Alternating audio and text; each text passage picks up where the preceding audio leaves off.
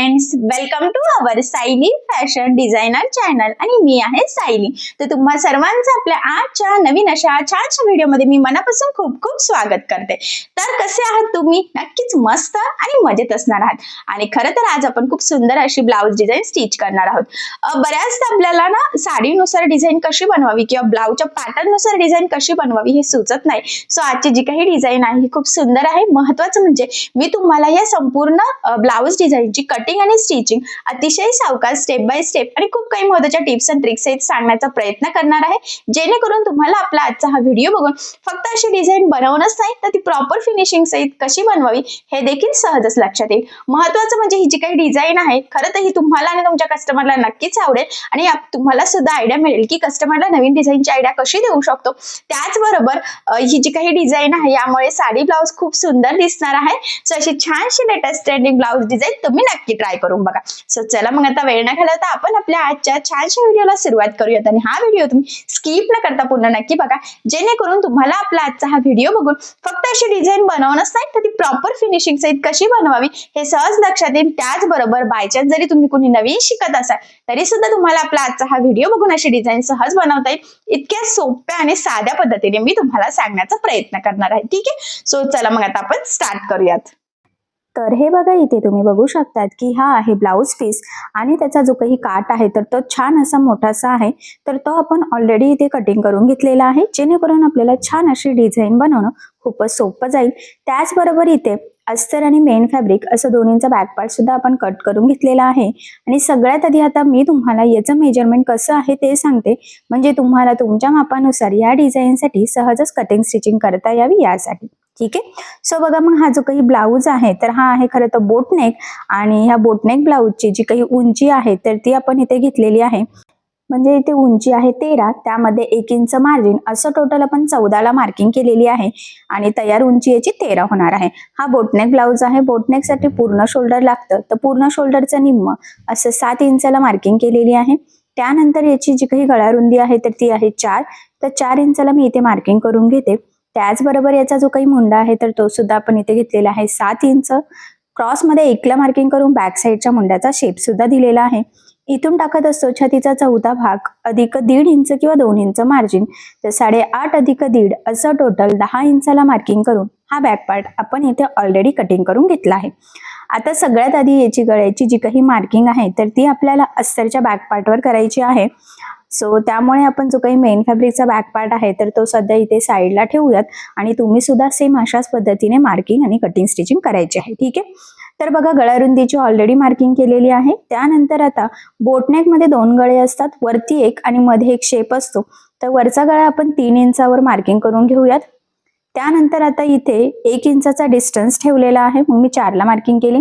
पुन्हा 4 इंच गळारुंदीची सुद्धा आपण इथे मार्किंग करून घेऊयात आणि त्यानंतर आता खालच्या साईडला सुद्धा मी 4 इंच गळारुंदीची एक मार्किंग करून घेते. आणि आता हे पॉइंट जॉईन करून इथे आपल्याला एक बॉक्स तयार करून घ्यायचा आहे. खरं तर ही आपली बेसिक स्टेप आहे. बोटनेक मध्ये तुमचा कुठलाही गळा असो, सगळ्यात आधी आपल्याला ह्या पद्धतीने इथे हे पॉइंट जॉईन करून 2 बॉक्स तयार करून घ्यावा लागतं, म्हणजे वरच्या गळ्यासाठी एक आणि खालचा जो काही शेप असेल त्यासाठी एक. ठीक आहे, सो मग आपली इथे ही बेसिक स्टेप झालेली आहे. आता हे झाल्यानंतर जो काही मेन गळा आहे त्याची आपल्याला इथे मार्किंग करून घ्यायची आहे. त्यासाठी इथून 3 इंच किंवा 2.5 इंचावर तुम्ही मार्किंग करू शकतात. सो मी इथे 3 इंचाला मार्किंग केली. त्यानंतर इकडून सुद्धा 4 साडेचारला मार्किंग करायची आहे आणि हे 2 पॉइंट आपल्याला आता इथे जॉईन करून क्रॉस मध्ये मार्किंग करायची आहे. तर इथे मी जरा थोडंसं कमी डिस्टन्स घेतला, म्हणजे दोन्हीमध्ये 1 ते 1.5 इंचाचा डिस्टन्स पाहिजे, तरच डिझाईन प्रॉपर अशी रेडी होणार आहे. ठीक आहे, आता हे बघा अशा पद्धतीने तिरकी लाईन आपल्याला इथे क्रॉसमध्ये ड्रॉ करून घ्यायची. ठीक आहे, तर ही झालेली आहे आपली खालच्या साईडची मार्किंग. तर ती मी थोडीशी डार्क करते, जेणेकरून तुम्हाला व्हिडिओमध्ये ती इझिली लक्षात यावी यासाठी. त्यानंतर आता वरच्या साईडला सुद्धा आपल्याला एक शेप ड्रॉ करून घ्यायचा आहे, म्हणजे थोडासा गोलाकार म्हटलं तरी चालेल. इथे तुम्ही दुसरा पण शेप ड्रॉ करू शकतात, पण खाली जो काही आकार आहे त्यासाठी हा गोलाकारच व्यवस्थित मॅच होत आहे. सो मग वरती सुद्धा गोल गळ्याची मी इथे मार्किंग करून घेतली आणि इथून सुद्धा आपल्याला ह्या पद्धतीने शेप ड्रॉ करून घ्यायचा आहे. ठीक आहे, सो बघा मग फायनली अशा पद्धतीने आपली संपूर्ण इथे मार्किंग झालेली आहे. खालचा शेप, मधला शेप, त्याचबरोबर वरचा गळा सुद्धा. आणि आता आपण इथे कटिंगला सुरुवात करूयात.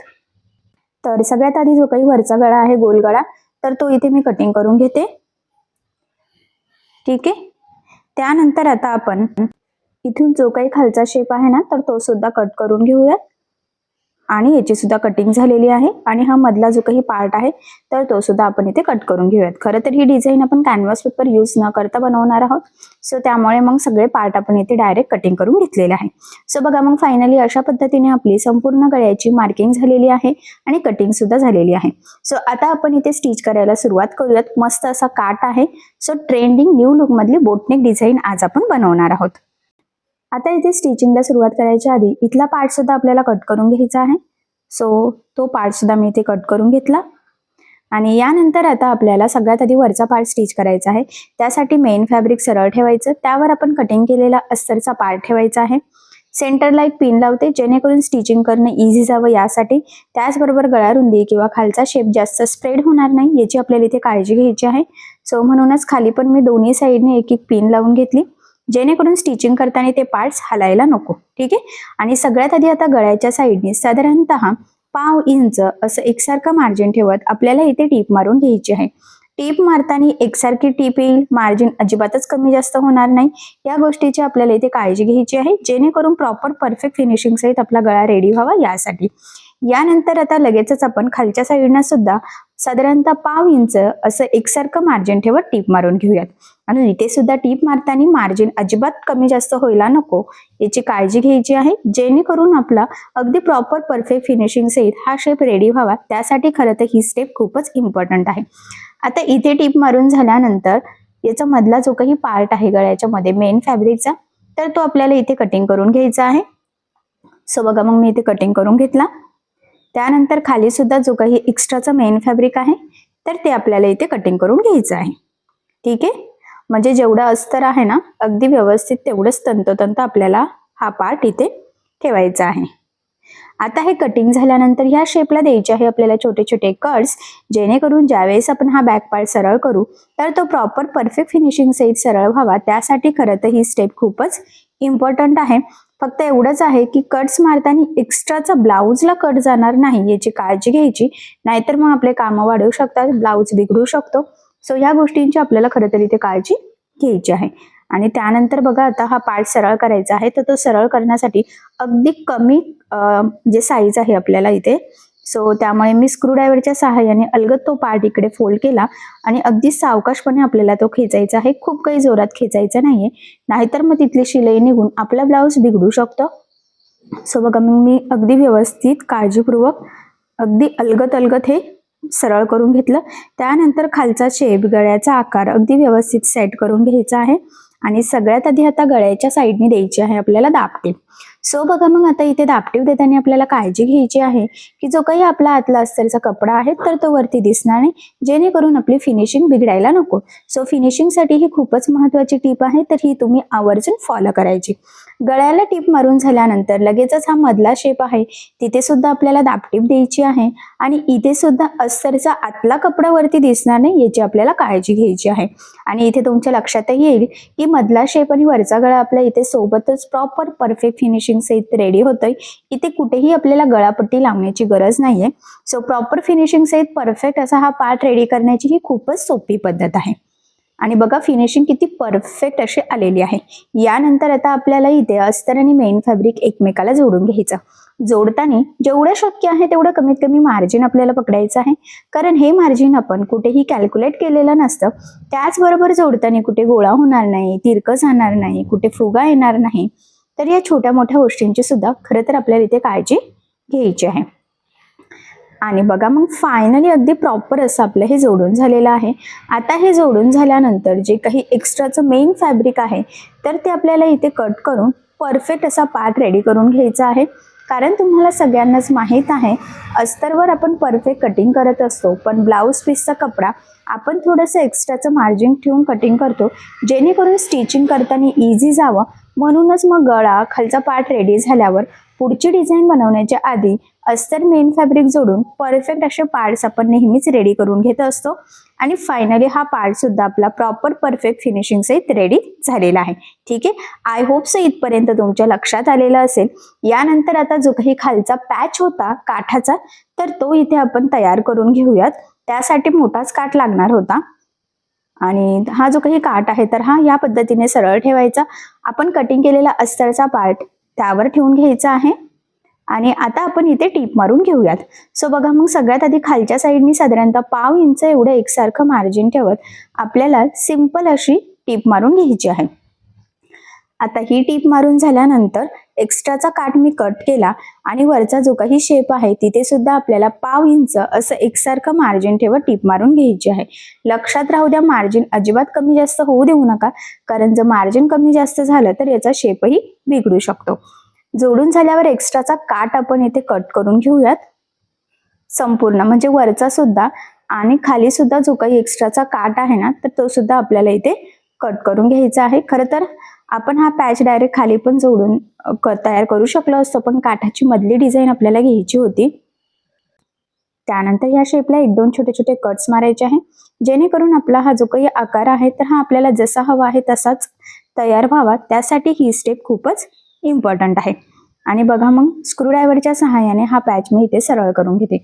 खूप जोरात काही खेचायची गरज नाहीये, अगदी सावकाश आणि अलगद आपण ते सरळ करून घेतलं आणि हा मधला पार्ट सुद्धा अगदी प्रॉपर असा बाहेर काढून घ्यायचा आहे. ठीक आहे, आता आपल्याला सगळ्यात आधी इथे द्यायची आहे दाबटीप.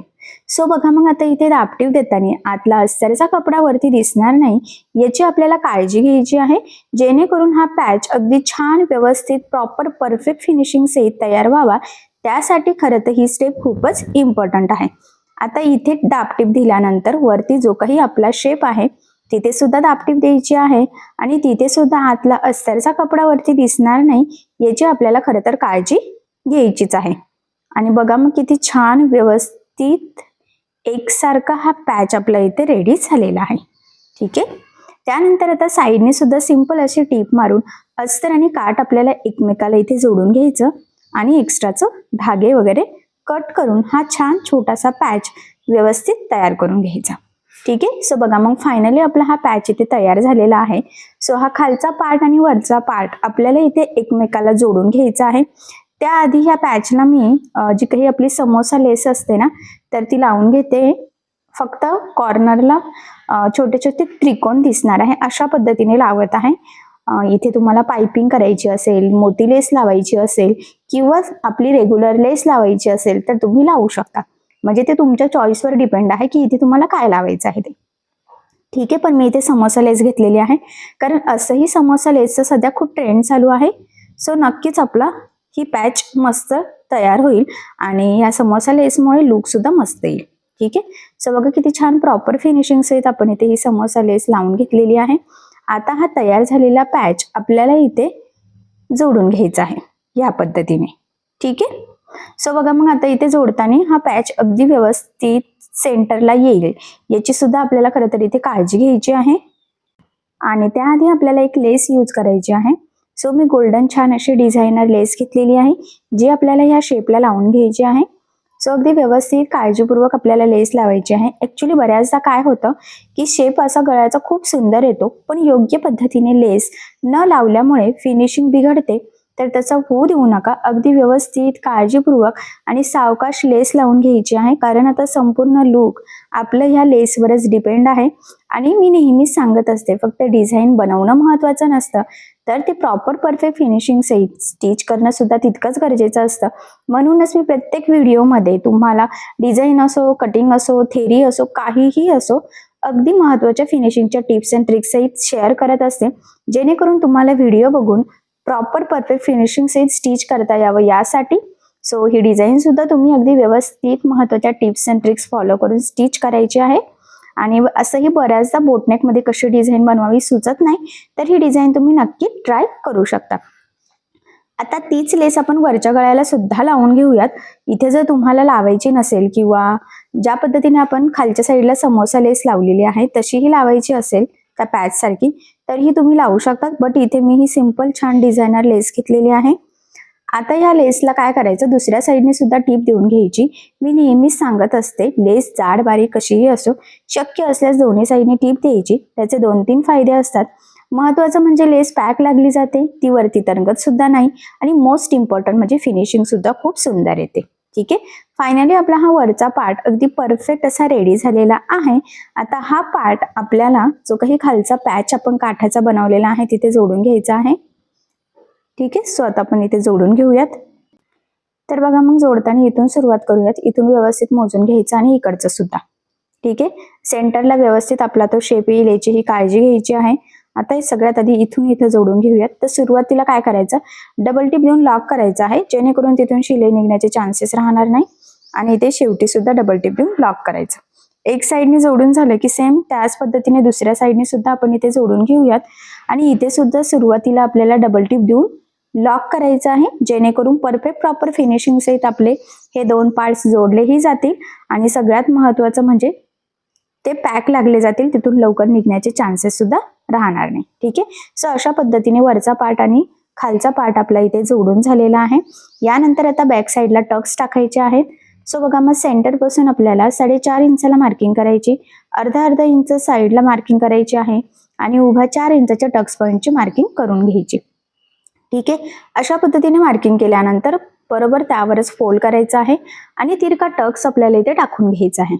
टक्सला सुरुवातीला डबल टिप देऊन लॉक करायचं आणि संपूर्ण टक्सला सुद्धा आपल्याला डबल टिप द्यायची आहे, जेणेकरून परफेक्ट प्रॉपर असा टक्स आपला तयार व्हावा.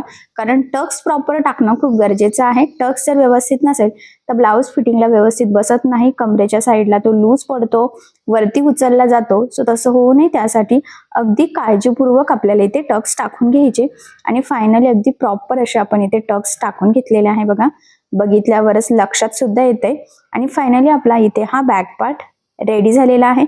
सो जवळून मी तुम्हाला लूक दाखवते आणि मध्यभागी आपण इथे लटकन्स वगैरे लावू शकतो, तर त्याची आयडिया सुद्धा थोडीशी मी तुम्हाला देते. ठीक आहे, सो बघा, मग फायनली खूप सुंदर असा बोटनेक मध्ये आपली ही न्यू ट्रेंडिंग काठापासूनची डिझाईन तयार झालेली आहे. असंही बऱ्याचदा काठापासून बोटनेक मध्ये डिझाईन कशी बनवावी सुचत नाही, त्याच डिझाईन बनवून सुद्धा कंटाळ येतो. तर ही डिझाईन तुम्ही नक्की ट्राय करून बघू शकतात. या छानशा डिझाईनमुळे तुमच्या साडीला आणि ब्लाऊजला खरं तर खूप सुंदर असं लुक येईल. आणि मी म्हटल्याप्रमाणे खरं तर बोटनेक ब्लाऊजचा खूप ट्रेंड चालू आहे. सो म्हणूनच मग आपल्याला नवनवीन डिझाईनची आयडिया हवी असते, कारण कस्टमरला सुद्धा नवीन डिझाईन हवी असते. त्याच डिझाईन बनवून कंटाळ येतो. सो ह्या डिझाईनची आयडिया तुम्ही तुमच्या कस्टमरला सुद्धा नक्कीच देऊ शकतात. आय होप सो आपली आजची ही डिझाईन तुम्हाला आणि तुमच्या कस्टमरला सुद्धा नक्कीच आवडेल. त्याचबरोबर सगळ्यात महत्त्वाचं म्हणजे याची फिनिशिंग वगैरे अगदी परफेक्ट आलेली आहे. संपूर्ण कटिंग स्टिचिंग सुद्धा मी तुम्हाला अगदी सोप्या पद्धतीने सांगितलेली आहे. सो या पद्धतीने जर तुम्ही स्टिच केलं तर तुम्हाला सुद्धा नक्कीच प्रॉपर परफेक्ट फिनिशिंग सहित ही डिझाईन सहज स्टिच करता येईल.